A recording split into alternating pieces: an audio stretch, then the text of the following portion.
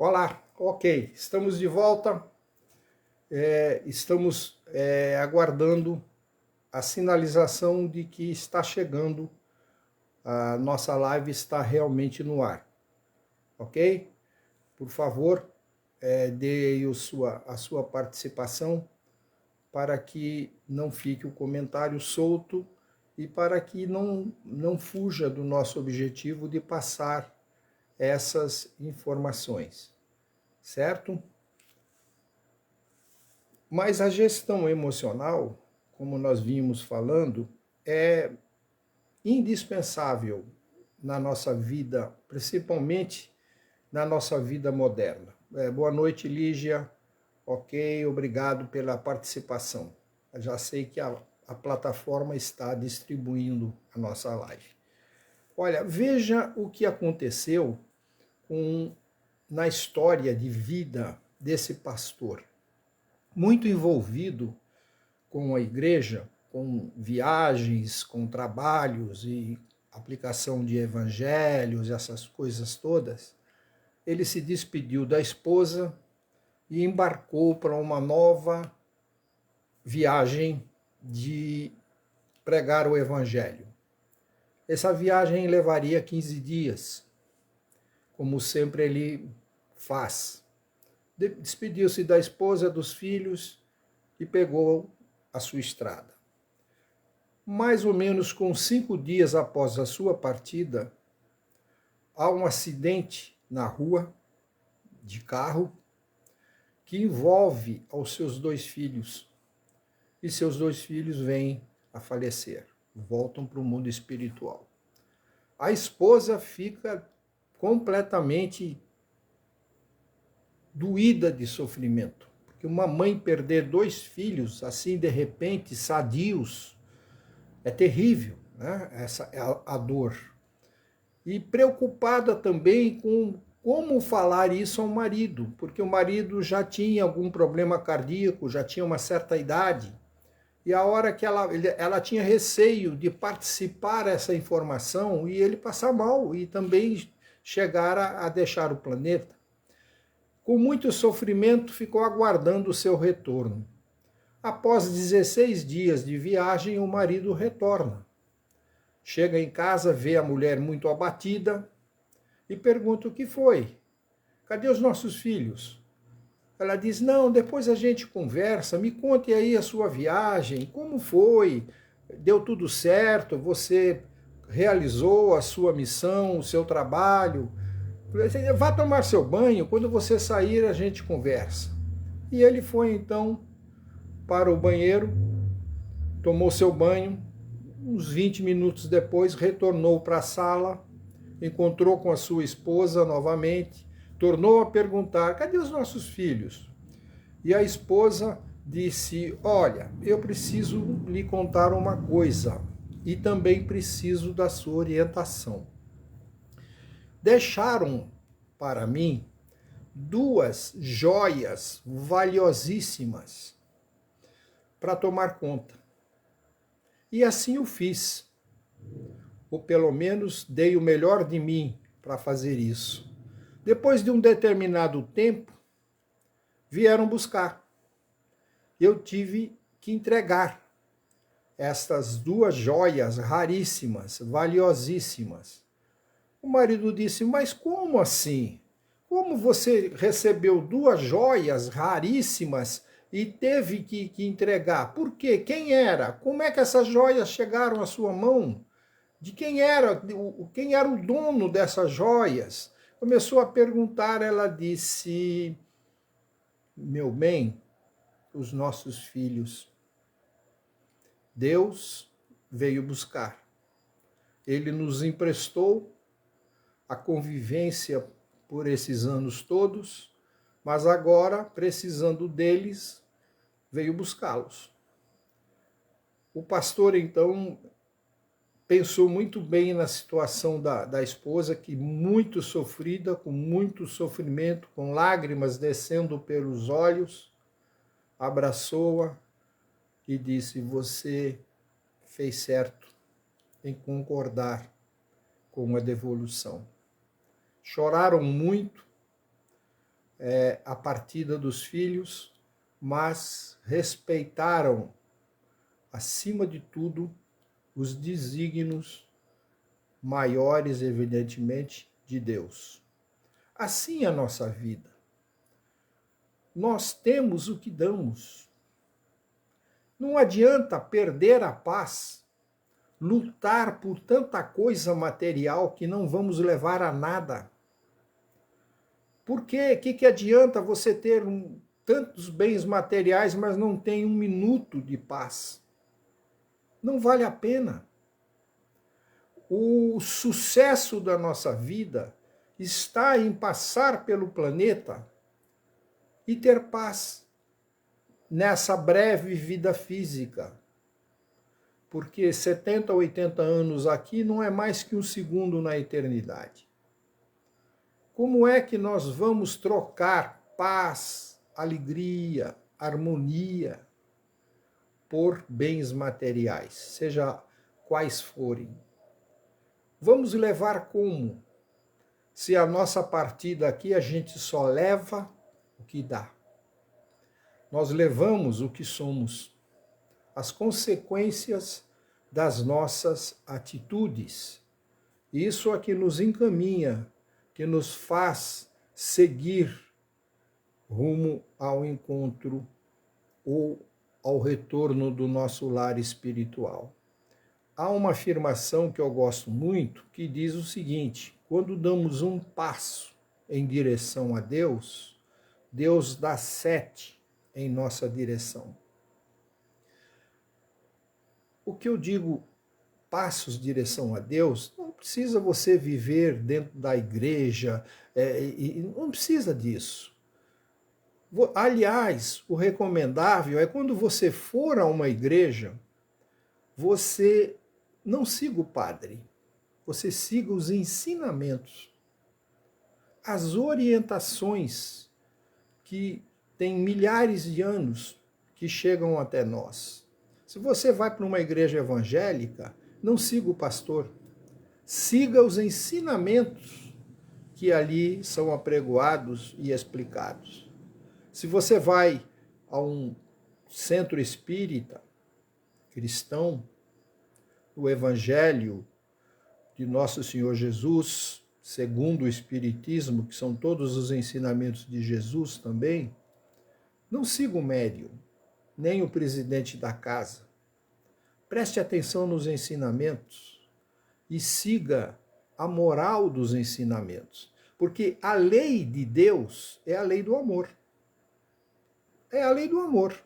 E a gente só tem amor se amar. Porque amor é produto. Se você não ama, você não tem amor. E a gente tem o amor que dá. O amor que pensamos receber não existe. Porque esse amor é de algo que alguém tem por nós, mas é dele. O efeito, a alegria chega até nós, mas o amor é dele ou dela.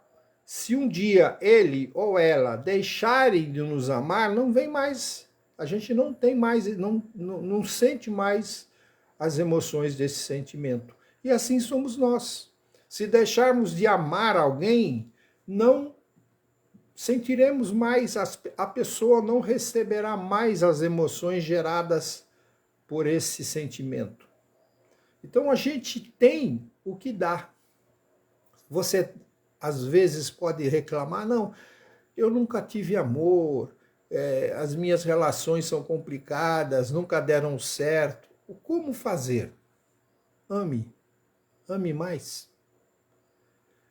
Quanto mais a gente amar, mais amor receberemos, porque é uma via de mão dupla.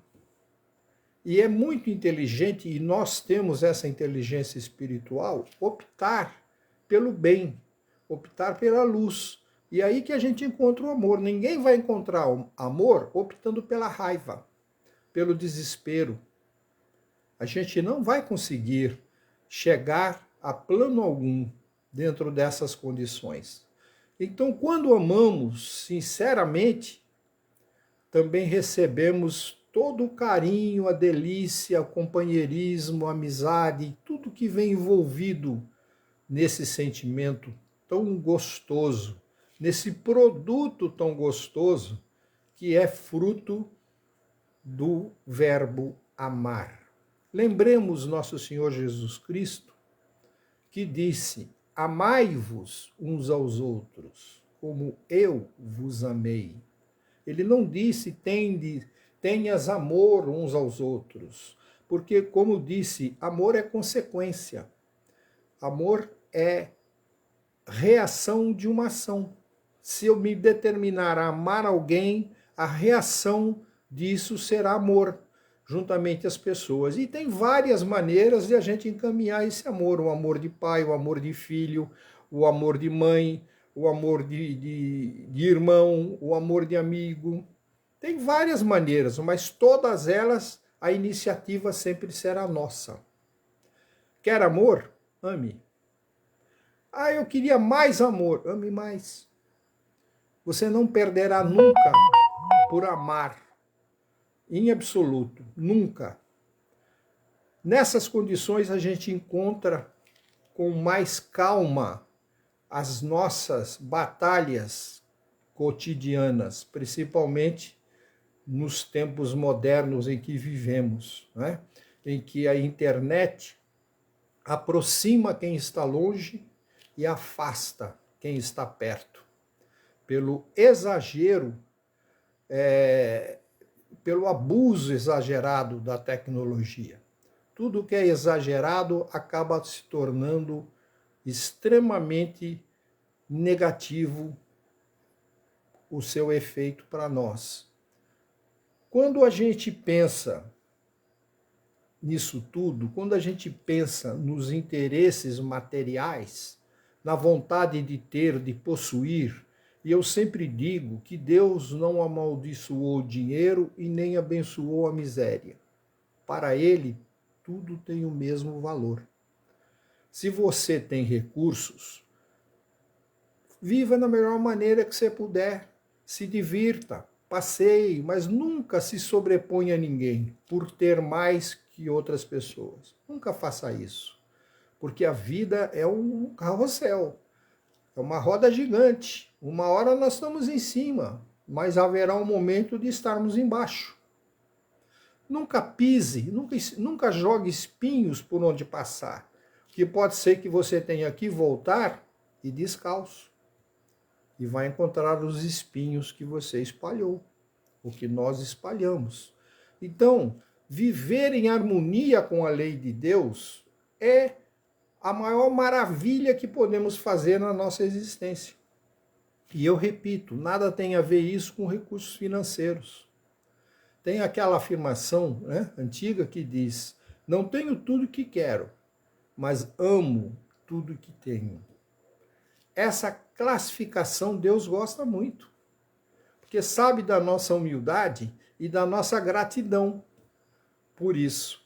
Observe esse menino com 8 anos de idade. Tudo para ele era força dinheiro, era ter dinheiro, era controlar o dinheiro com 8 anos, veja bem. E ele fazia pequenas tarefas que a mãe, por uma questão de orientação, encarregava: lavar uma louça, varrer uma varanda, botar o lixo para fora, essas pequenas tarefinhas. Um dia ele escreveu, antes de ir para a escola, um bilhete para a mãe. Mamãe, você me deve R$2 por lavar a louça, R$3 por botar o lixo para fora, R$2 para levar o cachorro passear, R$1 para lavar a área de serviço, total R$8. E deixou o bilhetinho embaixo do prato. A mãe, quando foi tirar as coisas da mesa, ele já tinha tomado café, já tinha ido para a escola, deu de cara com o bilhetinho. Leu o bilhetinho, deu uma risadinha, colocou no bolso do avental, naquele famoso avental da mamãe, e a vida seguiu. Quando o menino voltou, na hora do jantar, a mãe colocou um bilhete e disse: recebi o seu bilhete, aqui estão os R$8. O menino olhou o bilhetinho, olhou logo os R$ 8, ficou muito feliz, já pegou o dinheiro, enfiou no bolso, já pensando o que é que ele poderia fazer com aqueles R$ 8. Tal. Aí tinha um outro bilhete junto, ele foi ler. No bilhete estava escrito assim: você não me deve nada por cuidar de você durante a catapora. Você não me deve nada por eu lavar a sua roupa e fazer sua comida, sua alimentação. Você não me deve nada de eu ficar junto a você quando você está com febre, de esperar você dormir, cuidar de você direitinho. Você não me deve nada por te amar tanto como eu te amo. Ele terminou de ler o bilhete, foi lá na cozinha onde a mãe estava, pegou os R$ 8 e enfiou dentro do bolso do avental da mãe. A grande pergunta é: quantas vezes a gente cobra, mesmo intencionalmente, mentalmente, da indireta de algum bem que possamos ter feito a alguém, uma prestação de serviço, uma caridade, seja lá qual for? Quantas vezes? E quantas vezes a gente esquece de analisar quanto bem recebemos, às vezes de uma forma até anônima, de pessoas desconhecidas? Um favor de alguém, está no carro, furou o pneu, aparece alguém em troca. Uma vaga para estacionar, alguém, não, por favor, pode estacionar. Uma porta de elevador que alguém segura para a gente entrar. Essas pequenas gentilezas que mudam o mundo. São as pequenas gentilezas que traz paz ao mundo. Não são os grandes atos, absolutamente. A abertura de uma porta, um sorriso, um abraço, uma informação. Um Deus lhe abençoe, que é uma coisa maravilhosa para a gente dizer a qualquer momento às pessoas. E defender a sua posição, a sua maneira de viver. Não queira nada que lhe escravize, que lhe imponha mudança num comportamento que não lhe traz paz. Não é para isso que a gente precisa ter uma relação de amizade, ou de amor, ou uma união, seja qual for. Não é para isso, porque não vai durar e vai tirar a sua paz. Se as pessoas não respeitarem, não compreenderem o que é importante para determinadas pessoas, como elas vivem, não dá certo. E isso inclui filhos, maridos, netos, irmãos, amigos, na área profissional, inclui tudo isso. Nos cabe olhar e entender, procurar entender. Nenhum julgamento que possamos fazer será correto, porque a nossa verdade é sempre relativa. Jesus disse: não julgueis para não serdes julgados. No próprio Pai Nosso, que é uma oração universal, tem lá: perdoar as nossas ofensas na medida que tenhamos perdoado. Ou seja, está sempre ligado à gratidão, à possibilidade de entender aquilo. E muitas vezes a gente tem esse auxílio de uma pessoa anônima, que nem é da família. Mas na hora de perdoar alguém da família, aí a coisa complica. Muitas vezes eu já ouvi, conversando com pessoas nesses 40 anos de atividade motivacional, pessoas que dizem: ah, não, eu perdoo. Eu perdoo. Sinceramente eu perdoo, mas nunca mais quero ver na minha frente. Isso não é perdão. Nunca foi perdão. A orientação que nós temos de milhares de anos é amar os nossos inimigos. Até hoje ninguém entendeu isso. Não quer dizer que você vai abraçar, você vai beijar seu inimigo ou sua inimiga. Não é isso. O que diz amar os nossos inimigos é entender que a agressividade que algumas pessoas possam ter conosco em algum momento não é nossa, é dele. Então o problema é dele. E o problema sendo dele, nós não estamos livres dessa conta. Esse é a grande solução para isso daí. Para terminar, eu tenho uma reflexão muito interessante que eu gosto muito. O rato e a ratoeira. Numa fazenda distante do centro da cidade, um homem chega do mercado da cidade cheio de compras. Então ele coloca os sacos de compras em cima da mesa e vai ter com a mulher que está com a esposa que estava no andar de cima. Um desses sacos cai ao chão e bum, aparece uma ratoeira. O rato da casa, quando viu a ratoeira, falou: "Ei, estão querendo me pegar, vão me matar. Meu Deus, e agora? Não pode acontecer isso não." Saiu correndo e foi falar com a galinha. Disse: "Dona Galinha, a senhora não imagine. Olha, eu vi agora há pouco, o fazendeiro chegou e caiu um saco de compras no chão e apareceu uma ratoeira. Ele está querendo me pegar, Dona Galinha. O que é que eu faço? Ele vai me pegar desse jeito." A galinha disse: "Ah, isso não é comigo não tenho nada a ver com isso." Aí ele correu, foi para o chiqueiro e pegou para o porco.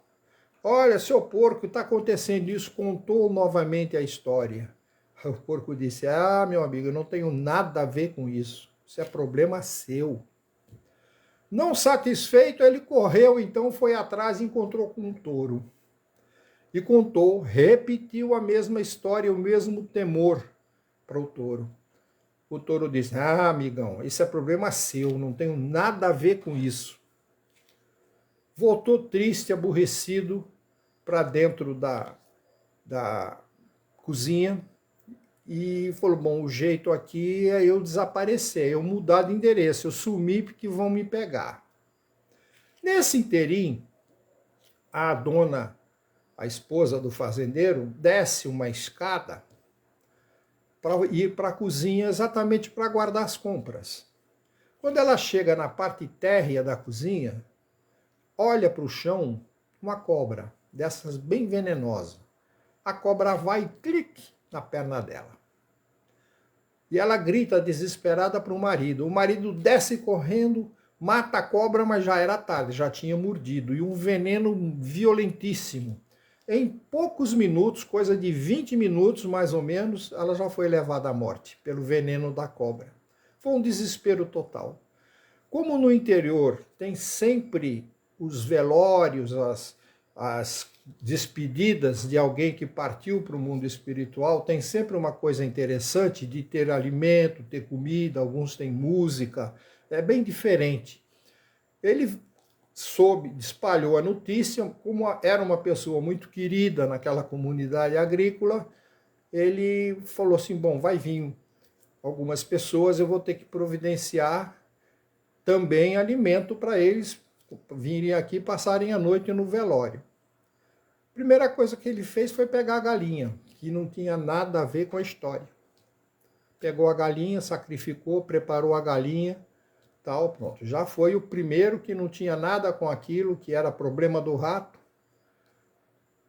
A galinha foi servida, tal, mas foi chegando gente, foi chegando gente. Como eles eram muito queridos, faltou alimento. Falou: "Eita, vai faltar mais alimento ainda." Ele foi, pegou o porco, transformou o porco também em comida. Muita gente rendendo homenagens à senhora, ao casal. Lá vai o segundo, que não tinha nada a ver com a história. Aquilo não era deles, era um problema do rato. Mas como o velório são 2, 3 dias, ainda precisava mais alimento. Então, sem dúvida nenhuma, foi buscar o terceiro, que não tinha nada a ver com a história, e trouxe o touro. Foi transformado em churrasco, aí nessas alturas já tinha uma multidão de gente que acompanharam o enterro. Então vejamos, os 3 que não tinham nada a ver com a história, que não era problema deles, foram os que foram mais envolvidos na situação. Você já pensou assim? Isso não é problema meu. Fulano, problema dele, azar dele. Muitas vezes a gente inocentemente ou infantilmente fala isso, não é? Então, aí está a grande receita para termos uma relativa paz. Porque o lucro da vida é ter paz, harmonia. O lucro da vida não é financeiro. Por isso que dizem que o dinheiro não traz felicidade. Realmente não traz, porque quem tem muito dinheiro tem problemas que o dinheiro não resolve. Quando o seu problema ou o meu for financeiro, não é problema, porque a gente arruma o dinheiro, acabou, está resolvido. Mas quando o dinheiro não resolve, aí a coisa pega. Aí não tem como. Aí é conviver com a situação, é sofrer com aquilo, é viver pedindo interferência divina, qualquer coisa assim, porque o dinheiro não vai resolver. E a gente tem uma infinidade de exemplos na nossa sociedade. Gente que milionário não conseguiu salvar a esposa porque o dinheiro era insuficiente para curar a doença. Muitos casos assim a gente tem, o poder desaparece instantaneamente. Tudo que vem rápido, vai rápido. Portanto, vamos cuidar de ter paz. Não faça nada na sua vida que afete a sua paz. Procure aglutinar, juntar, espalhar harmonia para você ter paz, porque tudo que você fizer vai voltar em dobro para a sua vida, para os seus dias, principalmente para a sua família. Estamos chegando aqui no final, quero agradecer de todo o coração a presença de todos que hoje participaram aqui do nosso bate-papo. Que Deus ilumine os passos, o caminho, que tudo que for de bom encontre vocês e que fiquem enquanto for benéfico, que fiquem sempre juntando o bem, a alegria, saúde, prosperidade e paz, principalmente. Muita paz, que é o que mais a nossa alma busca. Ok? Quinta-feira estaremos de volta, se Deus assim permitir. Fiquem com Deus, saúde e paz. Deus vos abençoe e até quinta-feira.